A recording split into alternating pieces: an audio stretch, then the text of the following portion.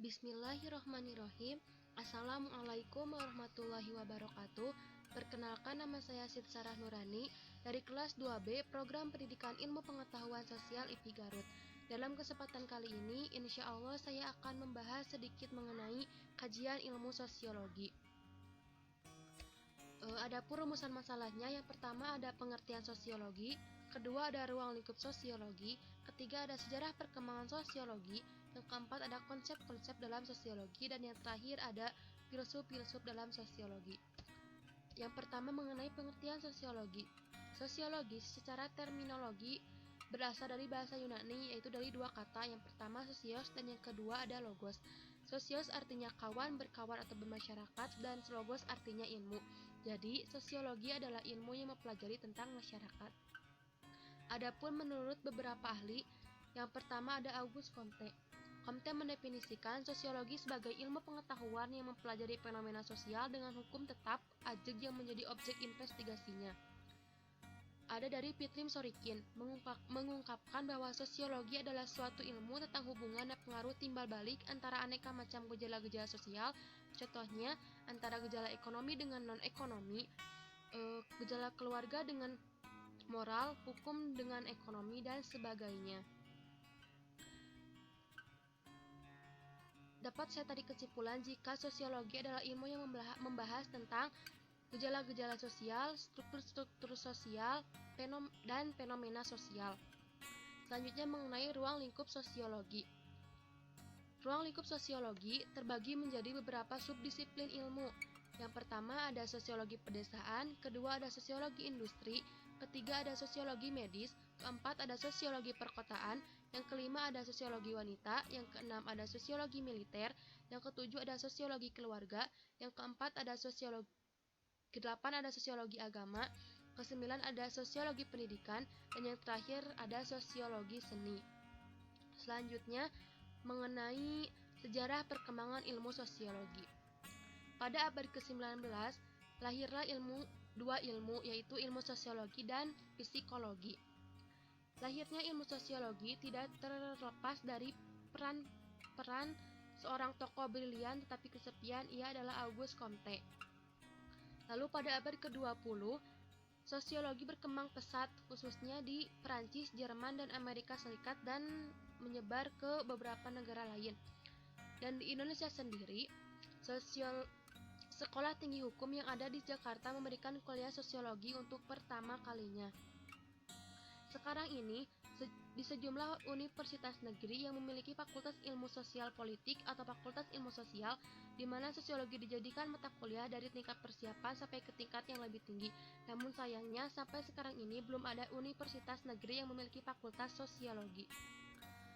Selanjutnya, tentang konsep-konsep dalam sosiologi. Yang pertama ada masyarakat, yang kedua ada peran, yang ketiga ada norma, keempat ada sanksi, yang kelima ada interaksi sosial, keenam ada konflik sosial, ketujuh ada perubahan sosial, kedelapan ada organisasi sosial, kesembilan ada penyimpangan, kesepuluh ada globalisasi, kesebelas ada patronase, kedua-belas ada kelompok, ke-13 ada patriarki, dan yang terakhir ada hierarki.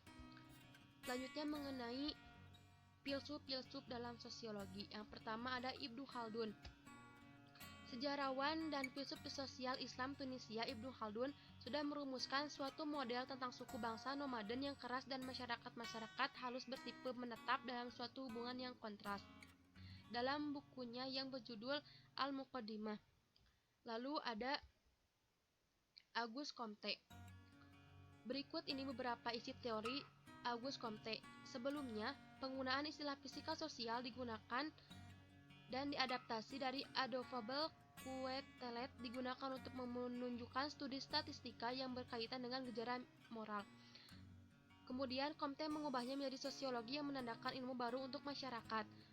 Comte merupakan tokoh yang menganut aliran positivisme yang cukup terkenal. Penganut positifis ini percaya jika masyarakat merupakan salah satu bagian dari alam yang mana menggunakan metode penelitian empiris digunakan untuk hukum-hukum sosial.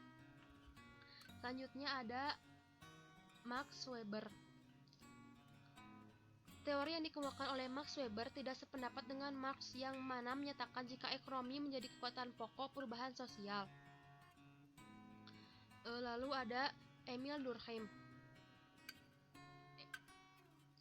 Durkheim membicarakan tentang kesadaran kolektif yang digunakan sebagai kekuatan moral untuk mengikat individu di dalam suatu masyarakat. Landasan politik Emil Durkheim sebagai tokoh sosiologi yang dirumuskan di karya selanjutnya yaitu The Role of Sociology Method. Durkheim menjelaskan mengenai cara kerja yang dikenal dengan fakta sosial, yaitu fakta-fakta yang berasal dari luar individu yang mana dapat mengontrol individu tersebut agar bisa berpikir, bertindak, serta memiliki daya paksa. Lalu ada fakta sosial sendiri terbagi menjadi dua, yaitu material dan non-material. Selanjutnya, Durkheim juga mampu membuktikan jika ada pengaruh antara fakta sosial dengan pola bunuh diri. Hal ini beliau simpulkan jika ada 4 jenis tipe bunuh diri, yaitu egoistik, aluristik, anomik, serta fatalistik. Mungkin sekian yang dapat saya sampaikan. Mohon maaf apabila banyak kesalahan baik dalam pengucapan ataupun yang lainnya. Terima kasih atas perhatiannya. Jangan lupa like, subscribe, dan share video ini. Wabillahi taufiq wal hidayah. Wassalamualaikum warahmatullahi wabarakatuh.